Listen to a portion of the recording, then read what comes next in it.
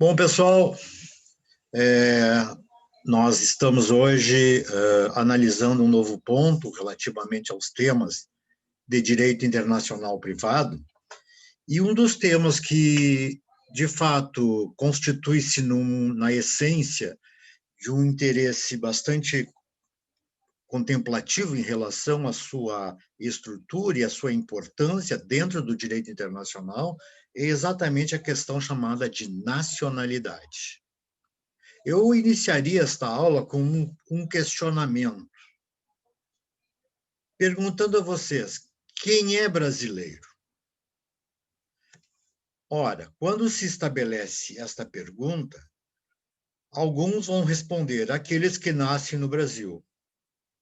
Outros vão responder aquele que tem pai ou mãe brasileiros. Quando se responde essas duas indagações, essas duas soluções para esclarecer a questão vinculada, em primeiro lugar, ao jus soli, que é o princípio da territorialidade, ou seja, nasceu no Brasil, é brasileiro.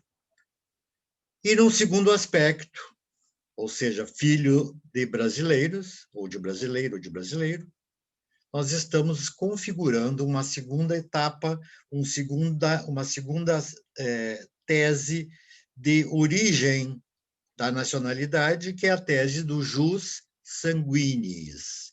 Ou seja, jus soli, S-O-L-I, é igual território, territorialidade. Jus sanguinis igual consanguinidade, filho de sangue, filho oriundo de pai ou mãe brasileiro. E aí eu questionaria o que a nossa Constituição Federal estabelece em relação a este tema. E qual é a importância deste tema diante do direito internacional privado. Eu já iniciaria esclarecendo que o tema é essencialmente importante, porque nós temos que saber até que medida o direito internacional privado brasileiro interfere na vida do cidadão nacional, seja ele brasileiro nato ou brasileiro naturalizado.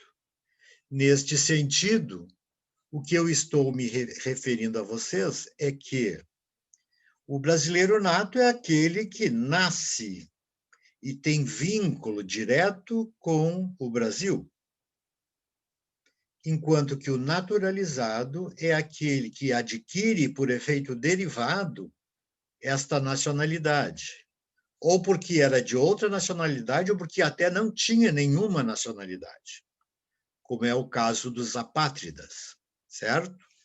E o que a Constituição Federal fala quando se questiona são brasileiros? Ponto de interrogação. Esta informação está constante do artigo 12 da Constituição Federal. O artigo 12 da Constituição Federal vai estabelecer, então, a solução da questão posta. E aqui vai dizer, são brasileiros natos. Em primeiro lugar, os nascidos na República Federativa do Brasil, ainda que de pais estrangeiros. Vejam, o aspecto territorial que prevalece sobre o aspecto de consanguinidade. Os pais são estrangeiros, mas ele nasceu no Brasil, portanto, é brasileiro nato. Ok? Ora, se é brasileiro nato, mesmo que filho de estrangeiros, e desde que estes seus pais não estejam a serviço de representação original do seu país estrangeiro, nós vamos ter aqui a primeira figura que vai estabelecer a nacionalidade brasileira, que é aquele que nasce no Brasil. Ok? Este é o primeiro elemento que estabelece a regra. Na letra B, ainda como brasileiro nato ou brasileiros natos, nós vamos encontrar o seguinte esclarecimento. os nascidos no estrangeiro, de pai brasileiro ou de mãe brasileira, ou um ou outro, ou os dois. Basta um deles. Desde que qualquer um destes pais, mãe ou pai, esteja a serviço da República Federativa do Brasil naquele país onde o sujeito nasceu. Então, nós estamos dizendo aqui que nós estabelecemos uma exceção à regra da territorialidade, definindo que também é brasileiro nato quem nasce no estrangeiro, tendo pai ou mãe brasileiros, e o pai ou mãe estão representando o Brasil no exterior. Típico caso dos agentes diplomáticos e dos agentes consulares. Representantes nas relações oficiais, nas relações comerciais do Brasil, do Estado estrangeiro no Brasil e vice-versa. Ou seja, a mãe, por exemplo, é brasileira e diplomata. O pai é alemão e ambos estão domiciliados hoje na Hungria, porque a mãe, como diplomata, representa o Brasil na Hungria. E este ato de representação, do qual os diplomatas e os cônsules são imunes, ou seja, não se afeiçoam à legislação do local em que desenvolve atividade, nestes casos, por ficção, o filho que nasce no exterior é brasileiro nato.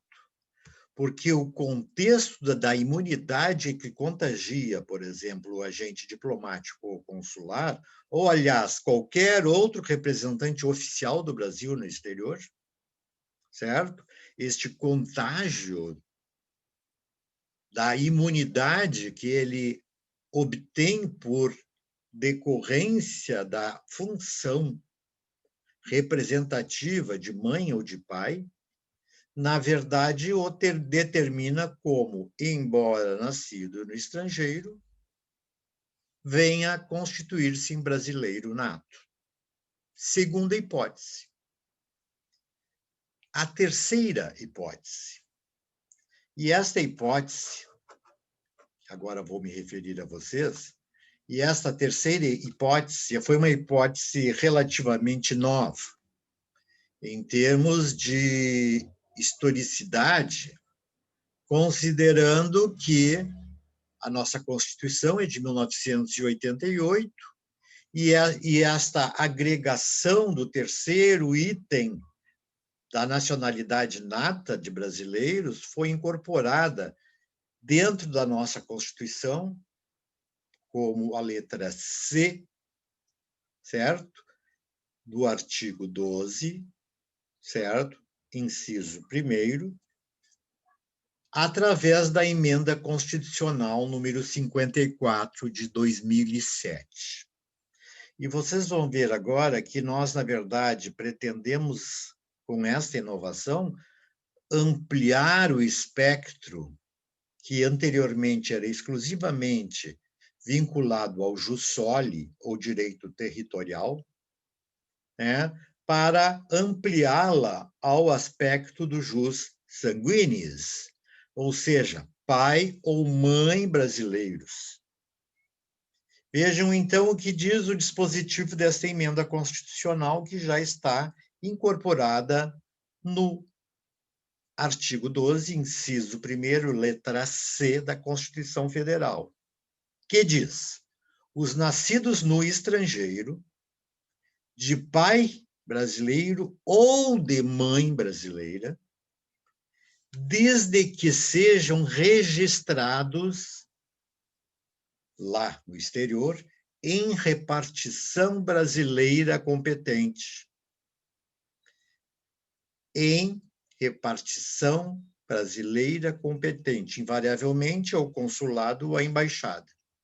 Ou seja, o filho deste casal, da qual, por exemplo, a mãe era diplomata, desculpem, apaguem.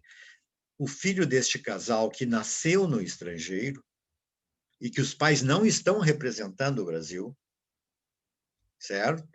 E, na verdade, são pessoas regularmente estabelecidas no exterior, por qualquer motivo. O filho nascido no exterior, se tem pai ou mãe, não precisa ser os dois, brasileiros, o filho, se vier a ser registrado no consulado ou na embaixada, brasileiros do local, ele se torna brasileiro nato,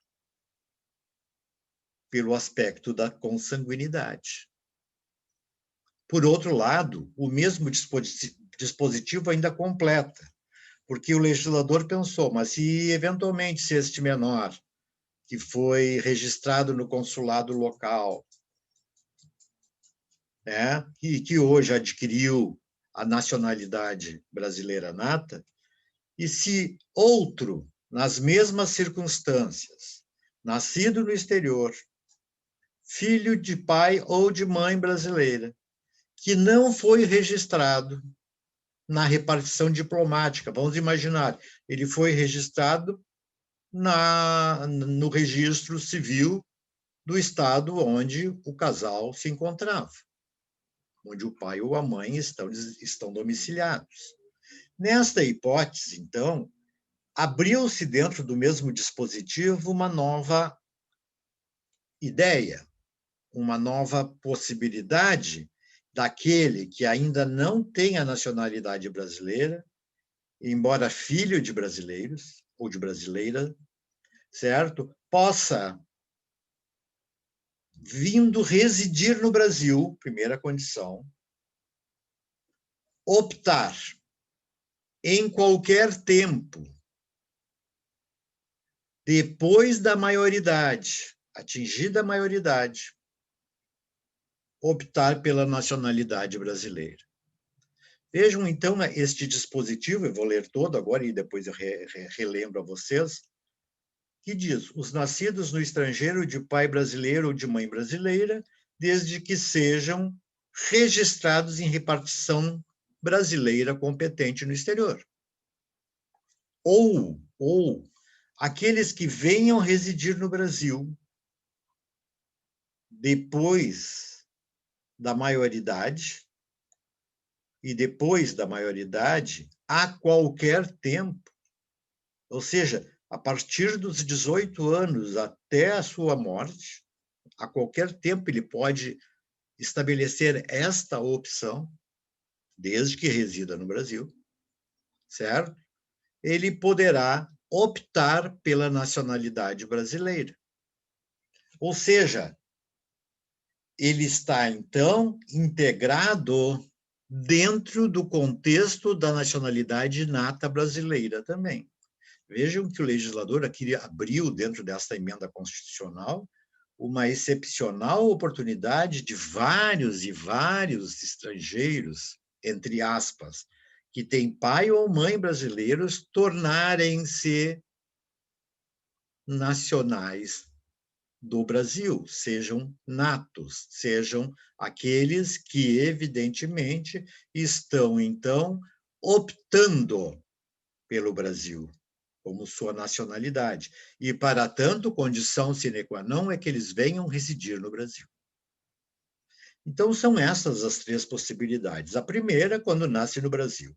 A segunda, que é uma extensão da primeira, que diz que, por ser filho de brasileiros que estão a serviço do Brasil, em missão oficial, este filho poderá ser, desde logo e automaticamente, entendido como brasileiro nato.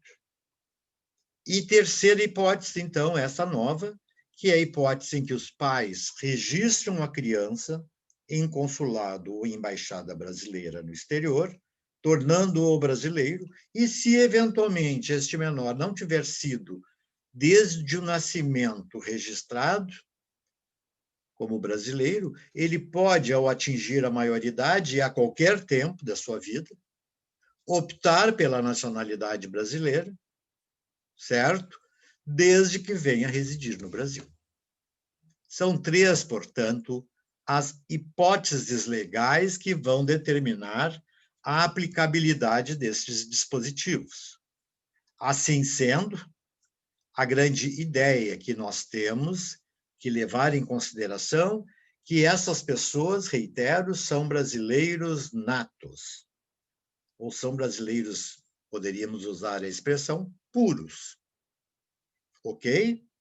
Muito bem. Mas, dentro deste mesmo contexto, nós temos também a possibilidade de estabelecer a nacionalidade brasileira por efeito derivado. E esta nacionalidade derivada nós vamos chamar de naturalização. Ou seja, aqueles que, atingindo determinados pressupostos fixados na norma constitucional, podem se tornar brasileiros, certo? A partir de uma emanação de vontade que vai ser expressa pela parte, interpondo um pedido de naturalização, certo? Dentro de um contexto de exigências formais tais como, em primeiro lugar, aqueles que, na forma da lei, adquiram a nacionalidade brasileira, exigida aos originários dos países de língua portuguesa, apenas residência por 1 ano, e 1 ano ininterrupto, e mais o atributo de idoneidade moral. Vejam bem, eu quero me tornar brasileiro, eu sou estrangeiro, eu preciso adquirir a nacionalidade brasileira, seja por que motivo for. Eu não sou brasileiro nato, então eu vou optar pela naturalização.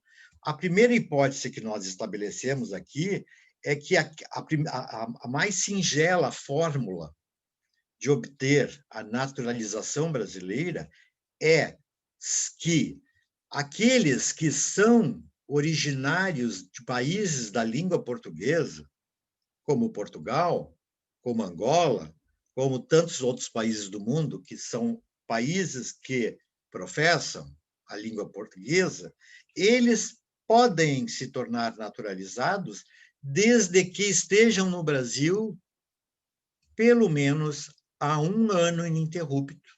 Basta 1 ano. E este 1 ano é o suficiente, desde que ele seja originário de um país de língua portuguesa, é o suficiente para lhe conceder a naturalização. Certo? Mas não é só esta a possibilidade. O inciso 2º, na letra B, vai dizer que todos os estrangeiros, e esta talvez seja a regra geral, podem tornarem-se naturalizados no Brasil desde que aqui estejam, ouçam bem, há mais de 15 anos. Há mais de 15 anos. E 15 anos ininterruptos, sem solução de continuidade. E que mais? Eles têm que requerer esta nacionalidade brasileira. O prazo e as estipulações determinadas para estrangeiros que pretendam se naturalizar, portanto, é ter estado morando no Brasil por mais de 15 anos e levem este pedido à determinação de uma opção a ser feita dentro do sistema da Polícia Federal e da Justiça Federal, conforme for o caso. Então, vejam, os estrangeiros podem adquirir essa naturalização? Podem, mas condição sine qua non que eles estejam aqui residindo há mais de 15 anos ininterruptos. E aqui você, fazendo uma comparatividade com o inciso 1º, você vai ver, a letra A, mais precisamente, você vai ver o benefício concedido aqueles que são naturais de países da língua portuguesa, para quem basta apenas 1 ano de residência ininterrupta no Brasil. Certo? Só para efeitos de localização legislativa, eu estou dizendo a vocês que esta redação do último dispositivo, que fala dos estrangeiros há mais de 15 anos, foi dada pela Emenda Constitucional número 3 de 1994. Bom, este material todo vai estar depois compilado, porque, na verdade, é um dispositivo legal, dentro do seu mundo, ok? Quando nós falamos em estrangeiros que possam se naturalizar, estando aqui há 15 anos, nós abrimos, na verdade, 2 parágrafos para esclarecer situações específicas. Vejam aqui, o parágrafo 1º que diz: os portugueses nacionais de Portugal, com residência permanente no Brasil, e se houver reciprocidade por Portugal, certo, em favor de brasileiros, serão atribuídos direitos inerentes ao brasileiro, os mesmos direitos de um cidadão brasileiro, salvo os casos que estão taxativamente previstos na Constituição.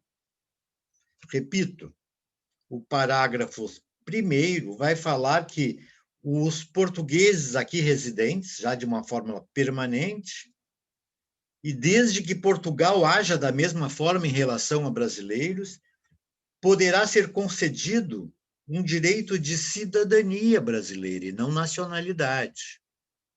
Há uma diferença entre a nacionalidade, que é um aspecto que liga o sujeito a seu país, e a cidadania, que incorpora ao indivíduo os direitos idênticos a um brasileiro, mas não lhe confere nacionalidade, apenas a cidadania. Por outro lado, nós vamos ver ainda que, dentro deste mesmo contexto, o parágrafo 2º vai dizer: a lei não poderá distinguir entre brasileiros natos e naturalizados. Este é um princípio trazido pelo legislador no sentido de não haver discriminação entre brasileiros natos e naturalizados. Para efeitos de lei, eles são idênticos, eles são iguais em direitos e deveres. Mas existem exceções, e a lei diz: exceto ou salvo nos casos que estão previstos na Constituição Federal. E, assim sendo, o parágrafo 3º vai dizer já o primeiro exemplo de que são privativos os cargos de brasileiros natos para quem? Vejam, a primeira distinção em relação aos naturalizados, certo? Tem cargos que são exercidos no território brasileiro que só podem ser exercidos por brasileiros natos. Dentre eles, número 1, o cargo de presidente da República e de vice-presidente da República. Número 2, o cargo de presidente da Câmara dos Deputados. Vejam, não estou falando de todos os deputados, estou falando do presidente da Câmara. Terceiro, o presidente do Senado Federal. Não são todos os senadores, apenas o seu presidente, a quem é imposto, certo, a exigência de exercer uma titularidade de nacionalidade nata. Mais do que isto, ainda é cargo privativo de brasileiros natos. Número 4, os ministros do Supremo Tribunal Federal. Todos os ministros do Supremo Tribunal Federal devem ser brasileiros natos. Número 5, os agentes diplomáticos, ou os agentes de carreira diplomática, só podem exercer a função diplomática quem for brasileiro nato. Número 6. Os oficiais das Forças Armadas, ou seja, as mais altas patentes das Forças Armadas, incluindo Exército, Marinha e Aeronáutica. Estes altos cargos só podem ser exercidos por brasileiros natos. E, finalmente, uma inovação trazida em 1999 por outra emenda constitucional, que, na verdade, era a Emenda Constitucional 23, o ministro de Estado da Defesa. Vejam que aqui, então, nós, no parágrafo 3º, já estabelecemos uma exceção à regra, de que não haverá discriminação ou distinção entre brasileiros natos e naturalizados. Por quê? Porque no parágrafo 3º já estamos falando de casos em que os brasileiros, né, para poder exercer certos encargos, têm que ser brasileiros natos. Ok? Muito bem. O parágrafo 4º, ainda do mesmo artigo, pessoal, ainda do mesmo artigo, só um minutinho.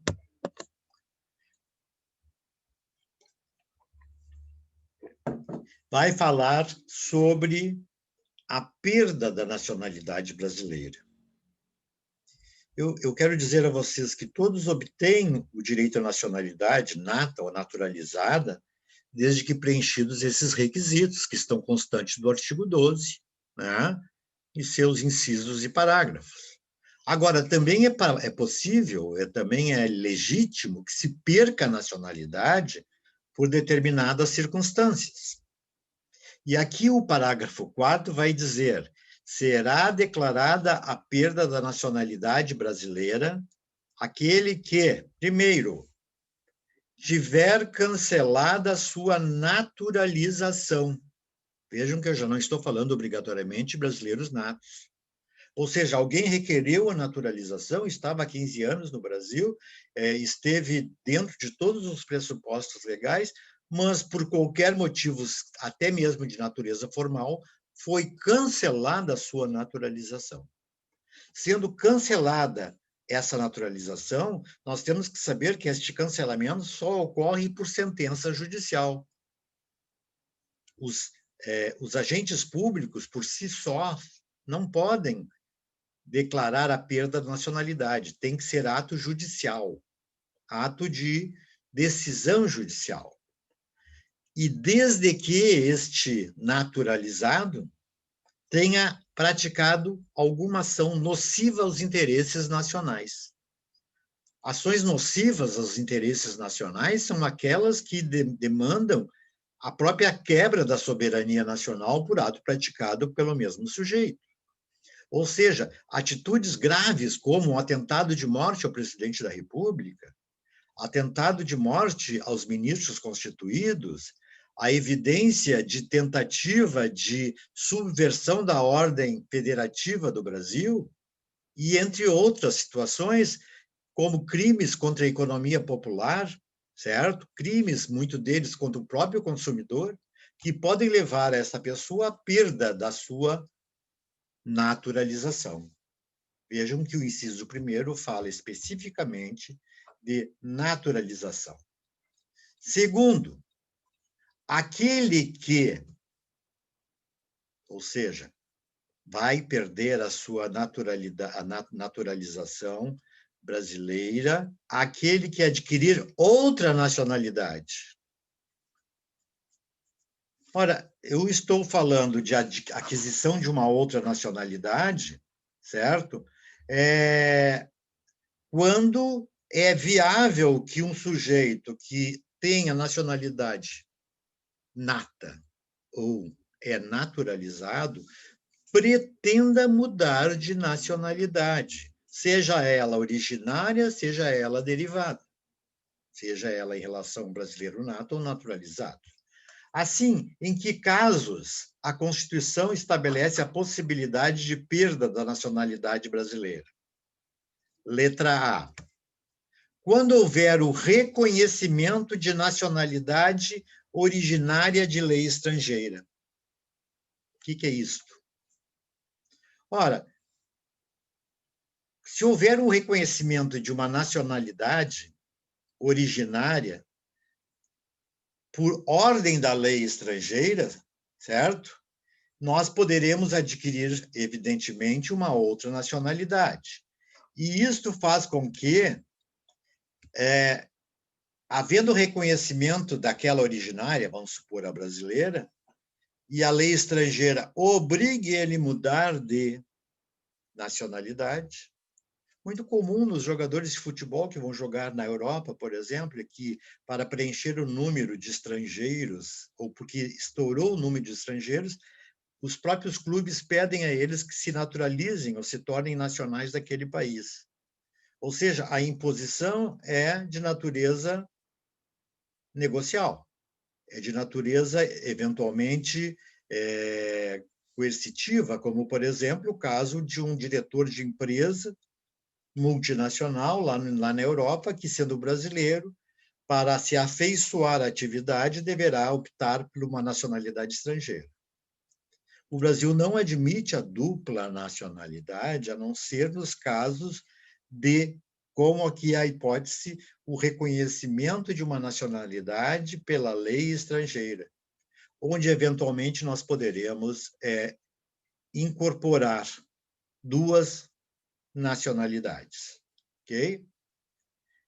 E a segunda hipótese é quando houver a imposição de naturalização pela própria norma estrangeira ao brasileiro que resida no estado estrangeiro, como condição para a permanência no seu território ou para o exercício de certos direitos civis. Ou seja, se no primeiro caso nós temos uma possibilidade eficiente de obtermos, né, uma nova nacionalidade, nós vamos eventualmente perder a primeira. Agora, se for um caso concreto, como o caso do jogador de futebol, onde falamos que a exigência posta para permanecer naquele território estrangeiro, seja da própria lei local ou por necessidade de permanência no próprio território, ou ainda para o exercício de certos direitos civis, evidentemente também se perderá a nacionalidade brasileira. Bom, pessoal, aqui nós temos, então, algumas premissas básicas acerca da nacionalidade. Todas elas, repito, estão constantes do artigo 12, certo? Artigo 12 da Constituição Federal. E por que saber quem é brasileiro? E por que saber da perda da nacionalidade? Porque no direito internacional, muitas vezes, nós temos que conceber se o sujeito, afinal, é brasileiro e está amparado pela lei brasileira, ou se ele não é brasileiro, porque, eventualmente, ainda não atingiu os pressupostos necessários para tanto. Então, nós vamos ter que analisar essa questão sob outro foco, eventualmente, para poder delimitar dentro de certos exemplos práticos e questões de prova, onde se questiona da possibilidade deste sujeito argumentar a sua nacionalidade, seja nata, seja naturalizada, para eventuais possibilidades de justificar um determinado fato ou ato jurídico.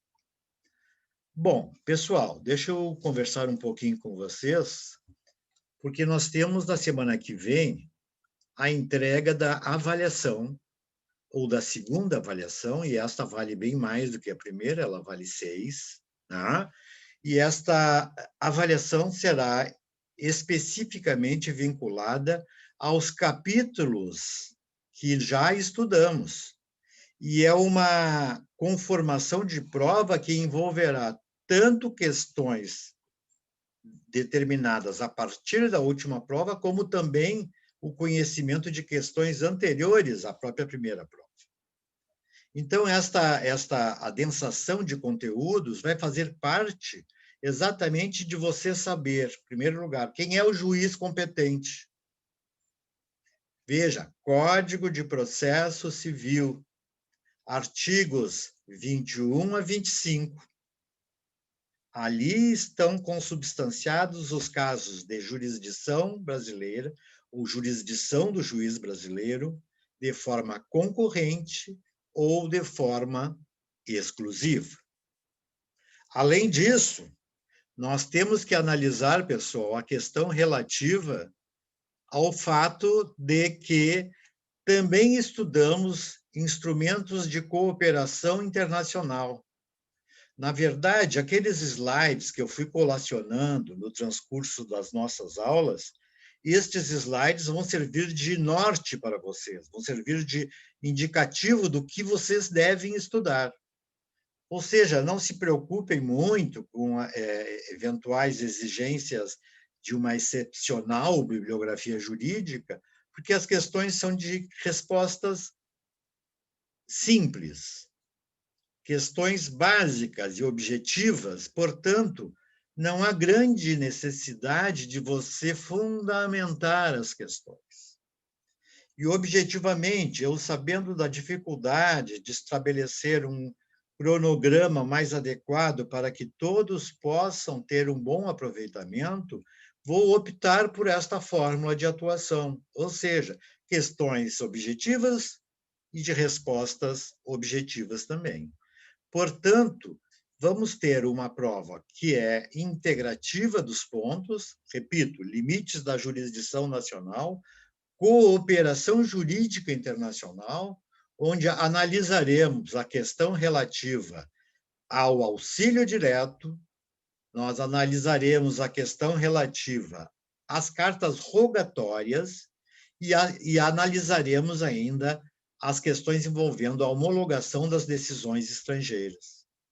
Tudo isso corporificado também no Código de Processo Civil, e imediatamente após aqueles artigos que tratam dos limites da jurisdição, artigo 26, etc. Certo? E por complementação destes temas, nós ainda vamos falar sobre a Lei de Introdução às Normas do Direito Brasileiro. Para isso, nós vamos analisar estruturalmente os artigos 7º até o 19º. Embora a matéria vinculada à lei aplicável esteja até o artigo 11, nós vamos até o artigo 19º da Lei de Introdução para podermos estabelecer a regra de complementação do interesse no tema propriamente dito. Então, o que nós temos, pessoal? A ideia de complementar questões que, na verdade, são questões postas acerca do processo internacional e estão também colacionados nestes dispositivos a partir do artigo 12, 13, 14, 15, 16, 17, 18 e 19. Ok? Não esqueçam que na prova vocês também vão analisar a questão relativa à aplicação da lei nos conflitos interespaciais privados, através da análise das noções básicas de direito internacional privado e, como isto, objeto de questões que serão procedidas, de forma a poder integrar os pontos, talvez até mesmo dentro de uma mesma questão.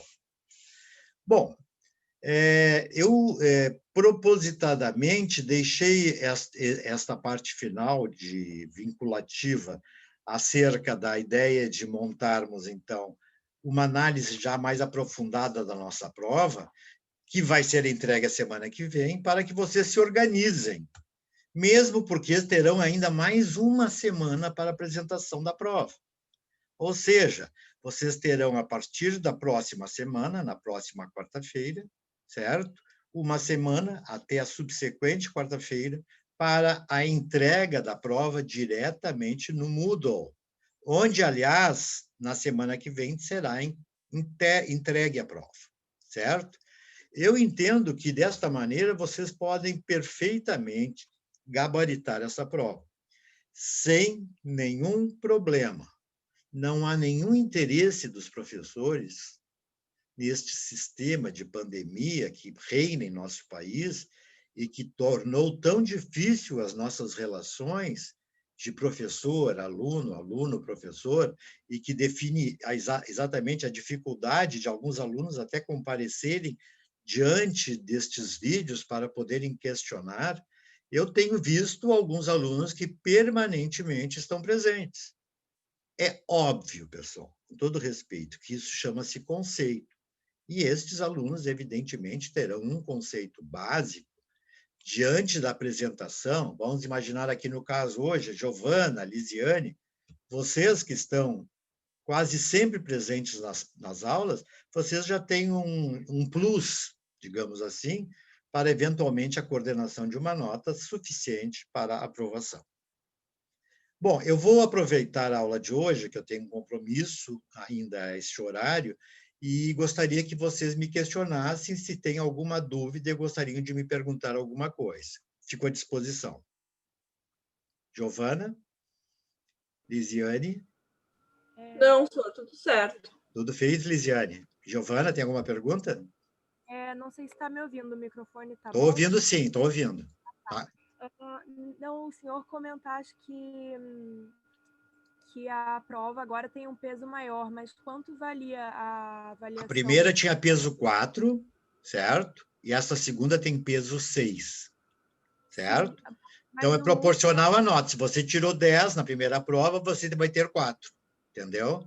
Se você tirar 10 na segunda prova, você vai ter peso 6. 6 e 4 fecham os 10, né? Que é a nota média, que evidentemente é a que a gente espera que seja. Não necessariamente, né? Entendeu, Lídia? Ok? Bom, eu vou agradecer a vocês hoje, em função deste compromisso. Eu não ia deixar vocês ao léu aqui. Eu sei que estão preocupadas e estão aí, na verdade, vindo, assistindo e interpretando essas questões. E fico à disposição também lá no nosso sistema de e-mail institucional ou lá dentro das questões envolvendo a aplicação do nosso chat de contato no próprio Moodle, certo? Ok, pessoal? Eu vou liberá-las, então, um pouco mais cedo hoje e agradeço muito a presença, certo? Boa noite. Boa noite, senhor. Boa noite. Boa noite.